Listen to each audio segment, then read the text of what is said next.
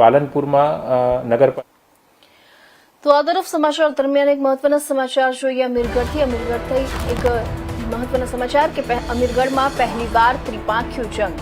આપના પ્રવેશથી રાજકીય ગરમાવો, 14 બેઠકો પર ત્રિપાંખ્યો મુકાબલો. 26 વર્ષમાં પહેલીવાર આવી સ્થિતિ. તો અમીરગઢથી એક મહત્વના સમાચાર જેમાં અમીરગઢમાં પહેલીવાર ત્રિપાંખ્યો જંગ ખેલાશે. આપના પ્રવેશથી રાજકીય ગરમાવો તેજ થશે. 14 બેઠકો પર ત્રિપાંખ્યો મુકાબલો જોવા મળશે. 26 વર્ષમાં આ પહેલીવાર આવી સ્થિતિ સર્જાઈ છે. તો અમીરગઢના બનાસકાંઠાના અમીરગઢ તાલુકામાં સ્થાનિક સ્વરાજ્યની ચૂંટણીને લઈને રાજકીય ગરમાવો તેજ બન્યો છે. ઉમેદવારો દ્વારા મતદારોને રીઝવવા જોરદાર કવાયત હાથ ધરાઈ રહી છે.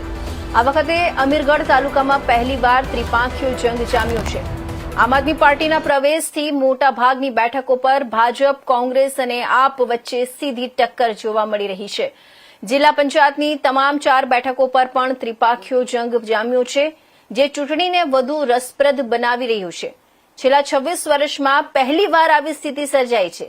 તાલુકા પંચાયતની 14 બેઠકો પર ત્રિપાંખ્યો મુકાબલો છે, જ્યારે 6 બેઠકો પર કોંગ્રેસ અને ભાજપ વચ્ચે સીધી ટક્કર જોવા મળી રહી છે.